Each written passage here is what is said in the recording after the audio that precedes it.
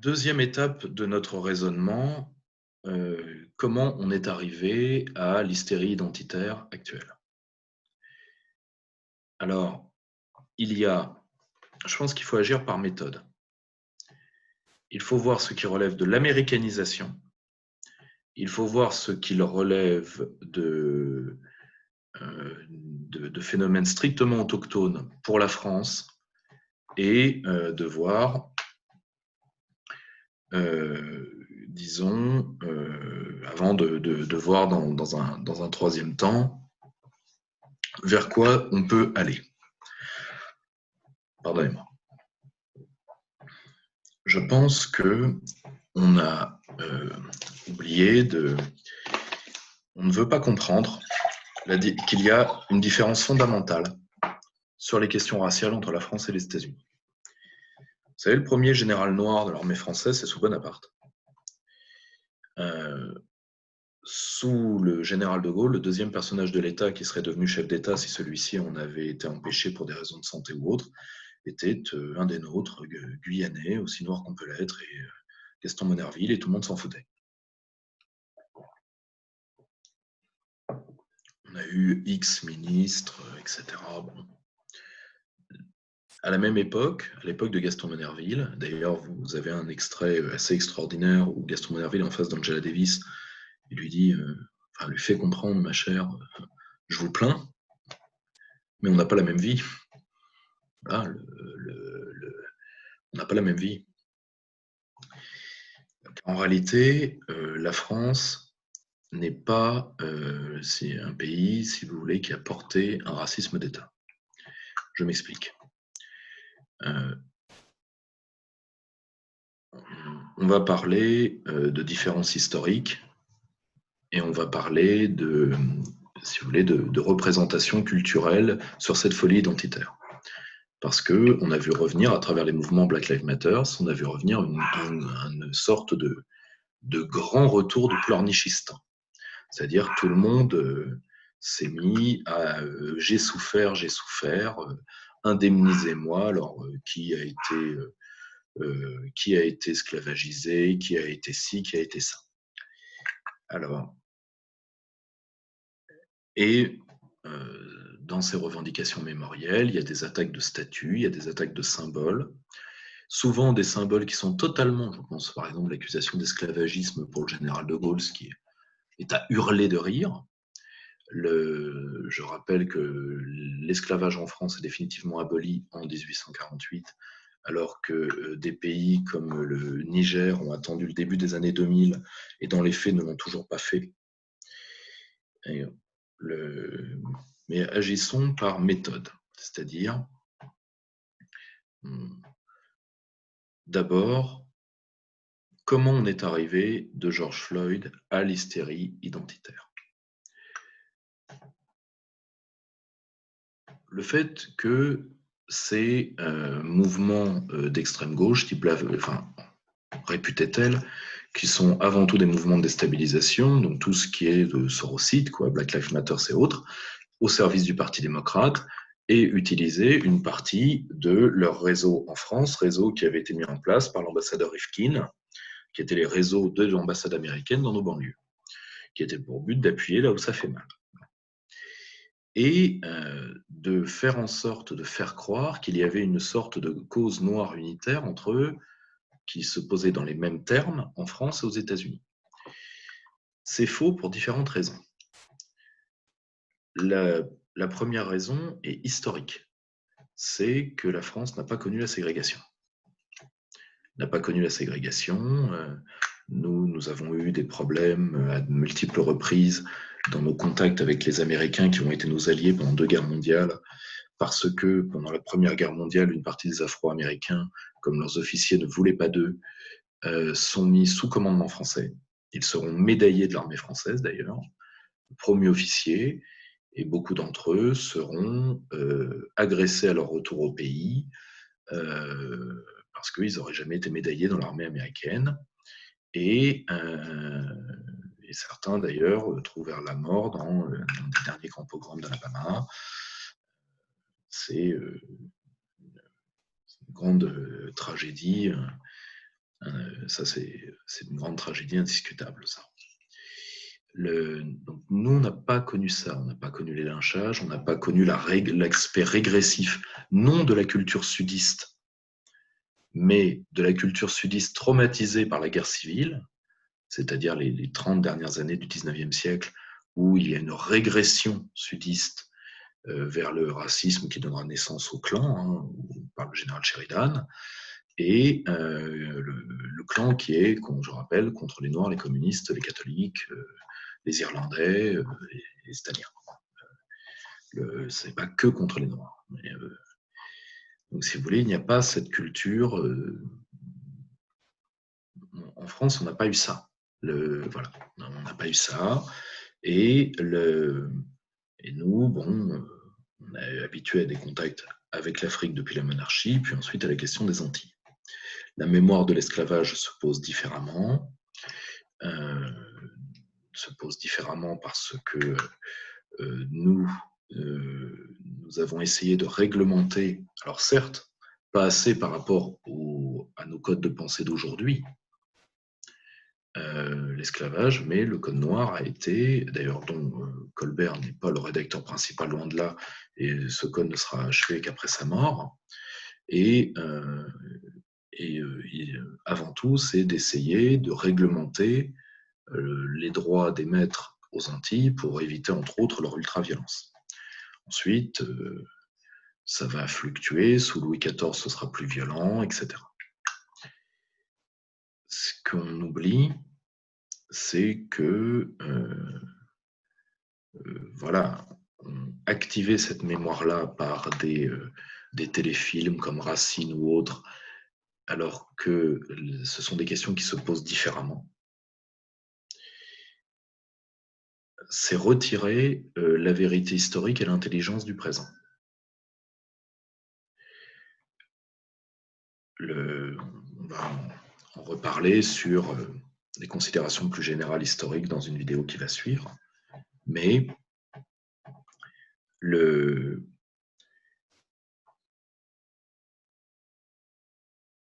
on généralise le surmoi de l'Afro-Américain descendant d'esclaves, ce que tous les Afro-Américains ne sont pas, et on le fait passer à des gens qui vivent dans des pays qui n'ont pas eu du tout la même histoire.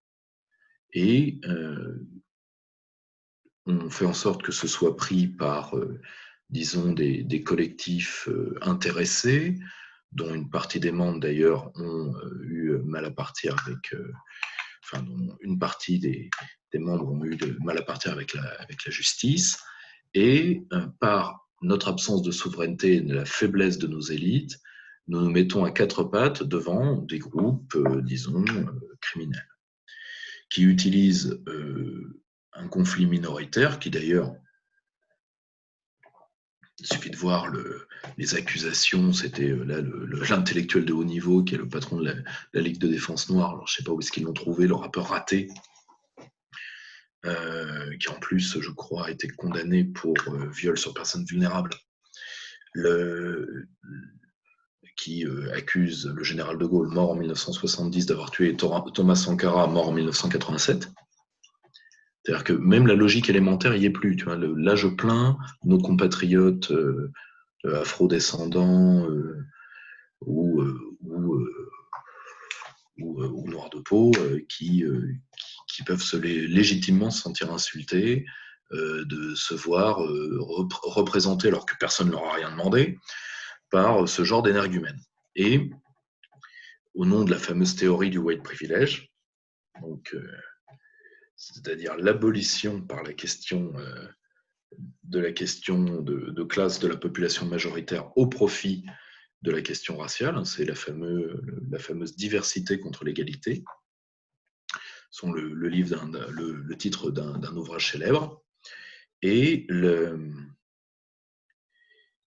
disons que cette souffrance noire est arrivée à un degré, cette utilisation d'une souffrance noire hypothétique est arrivée à un degré d'hystérie mondiale, d'hystérie occidentale, où on s'attaque au statut, alors on s'attaque à Churchill, ceci est délirant, Et en réalité, là par exemple, je sais qu'on a attaqué des vestiges antiques, ce qui veut dire, par exemple, il y a eu, je crois, une statue d'Héraclès qui a été attaquée. Donc Héraclès, si vous voulez, Hercule, moi je veux bien, si vous avez, si vous êtes copain avec le lion de Némée ou que l'hydre de Lerne est votre tante, vous pouvez lui en vouloir, mais Hercule n'a jamais été tabassé de noir. Hein, parce qu'après, je ne sais pas qui on va déboulonner. Tu vois, Rocky Balboa, bon,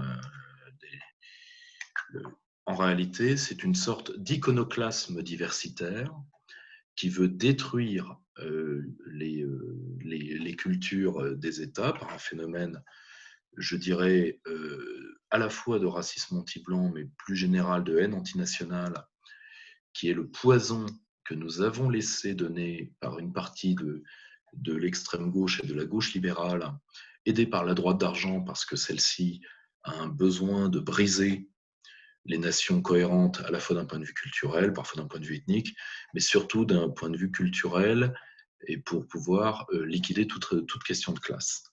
Bon. Donc, c'est un joli coup de la part de cette extrême gauche du capital d'avoir réussi ça. Ça prépare des affrontements sanglants et c'est une sorte d'hystérisation culturelle à tous les étages. Et là, maintenant, on va enlever le chien policier dans Pas de patrouille, quoi.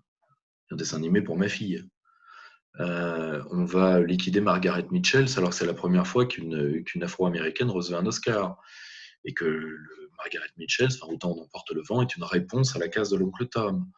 Là encore, il faut connaître la subtilité de la culture américaine pour comprendre tout ça. Et là, on en est, est-ce que Harry Potter est transphobe parce que J.K. Rowling a dit Horresco Reference que les femmes ont des règles. Alors là, évidemment, quand vous osez dire qu'une femme peut avoir ses règles et qu'un trans ne peut pas les avoir, vous voyez, là, on entre dans un phénomène carcéral de la pensée de l'ère libérale avancée. Je m'explique. En réalité, je reprends la phrase d'Anne-Marie Le Pourrier, brillante juriste, le culturalisme équivaut parfois au culturisme. C'est-à-dire, c'est de la gonflette. Et le problème des divergences identitaires, c'est que c'est des affaires de ramenard. Vous voyez, ils la ramènent tout le temps. Tout le temps. Tout le temps. Il ne peut rien avoir de collectif avec eux parce qu'ils sont dans la privatisation de la mémoire. Et pas de la mémoire dans ce qu'elle a de grand, dans la mémoire de ce qu'elle a de venimeux. Et ils vont, en privatisant ces mémoires, ils vont en réalité enfermer les individus dans une alter-histoire carcérale.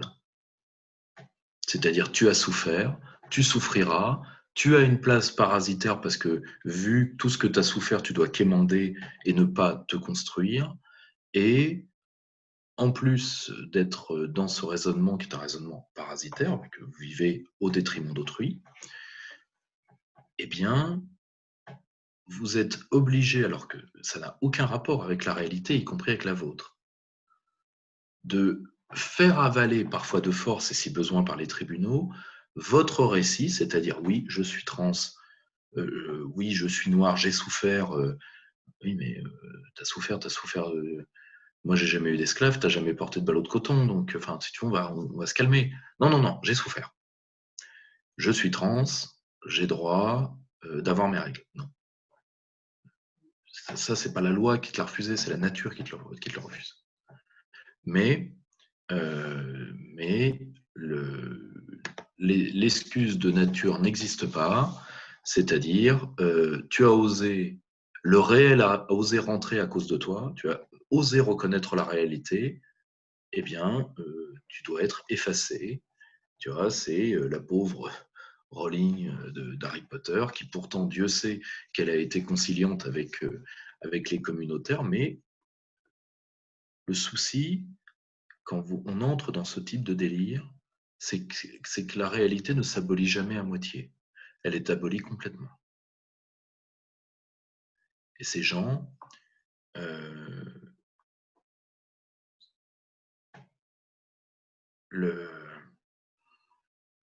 comment dire,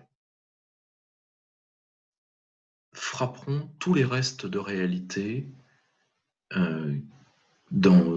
qui pourraient leur être opposés dans une optique à la fois de saturation idéologique de l'espace, c'est-à-dire notre idéologie constructivisme doit prendre toute la totalité, c'est-à-dire tout est mixable, tout est modulable, l'être humain est interchangeable, l'être humain est malléable, et tout peut être changé par la volonté. Ce qui est très drôle d'ailleurs, parce qu'ils ne s'en rendent pas compte, mais c'est le legs, cette espèce d'atrophie de la volonté, c'est le legs du fascisme. Ils ne s'en rendent pas compte. Mais, mis à part que le fascisme le faisait dans une optique vitaliste, et eux le font dans une optique morbide. Parce qu'infertile. Désolé. Mais cette volonté peut tout et peut abolir la réalité. C'était l'une des bases du fascisme.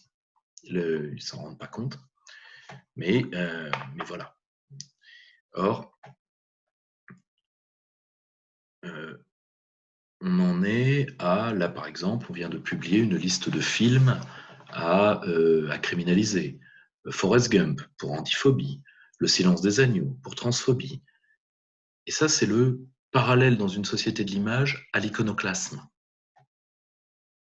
Pour ce qui est des arts picturaux et surtout de la sculpture. C'est-à-dire, on va réécrire notre culture pour qu'elle soit désidentifiée. Parce qu'en réalité, on part du présupposé faux qu'une personne ne peut pas s'identifier à quelqu'un parce qu'elle aurait des origines différentes. Ce qui est faux. Le cosmopolitisme antique, c'était que des hommes de valeur, étaient nécessairement peu nombreux dans les sociétés, mais puissent dialoguer avec la distance culturelle nécessaire. À titre personnel, pour reprendre les mots, je pense, très sages d'un immense acteur qui est Morgan Freeman, pour combattre le racisme, c'est eh bien, arrêtons d'en parler, ne me parlez pas en tant que noir, je ne vous répondrai pas en tant que blanc. Parlons de personne à personne. Et en réalité, ça présuppose, c'est des gens issus des minorités qui ne pourraient pas s'identifier à un héros parce qu'il est blond de peau, et inversement, que les blancs ne peuvent pas admirer un homme noir. Premièrement, ça, c'est le racialisme dans ce que celui-ci a certainement de plus idiot.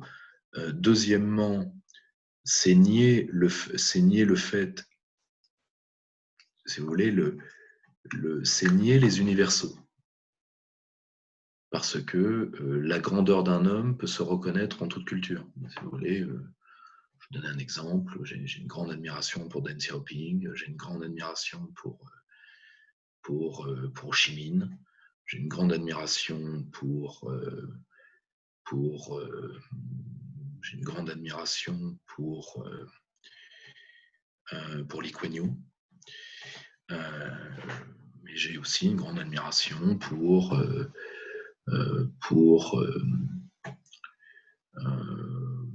d'un certain côté pour Hassan II ou pour Bourguiba. J'ai une grande admiration pour Sukarno et pour différents grands leaders de ces mondes-là, parce que j'estime que la grandeur d'un homme qui sert les siens est quelque chose qui n'est pas transposable, mais qui est, comment dire, mais que par un dialogue interculturel respectueux et à distance, on puisse échanger là-dessus. Si vous voulez, je rappelle que la France libre tient autant de Londres que de Dakar. Donc pourquoi combattre mon ami Charles Onana l'a expliqué en long, large et en travers. Donc, je pense que ce racialisme Harbour qui, en réalité,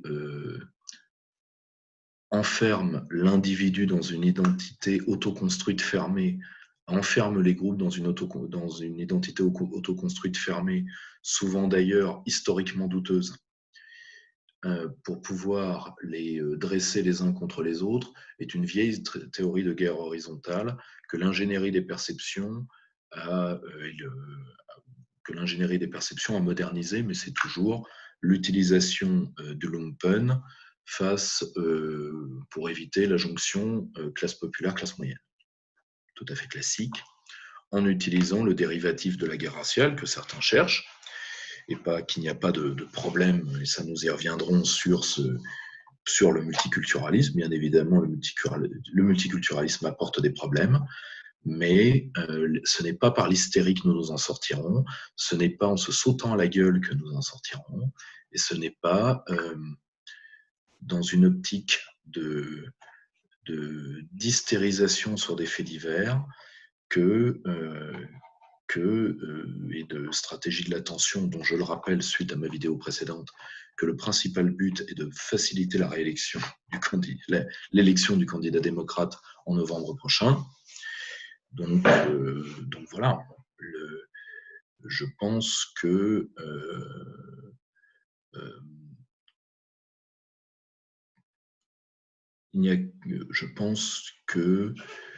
nous ne pouvons pas, et c'est l'un des grands problèmes, c'est que si ces débats-là, issus des États-Unis, viennent ici, alors qu'il y a une hystérie contre la figure de l'homme blanc depuis une quarantaine d'années, qui vient de différents modèles de sous-culture, autant aux États-Unis, ils n'iront pas jusqu'au bout parce que les Afro-Américains sont américains, autant ici, ils vont motiver les déracinés à entrer dans une hypothèse que nous allons traiter dans la prochaine vidéo, dans une optique de sécession ethnique, voire de guerre raciale. Et ça, le camp des politiques, le camp de la souveraineté ne peut pas s'y résoudre. Voilà. À un moment, la réalité doit s'imposer contre l'hystérie identitaire, et la réalité, elle est toujours politique. Abonnez-vous à la chaîne, n'oubliez pas la cloche.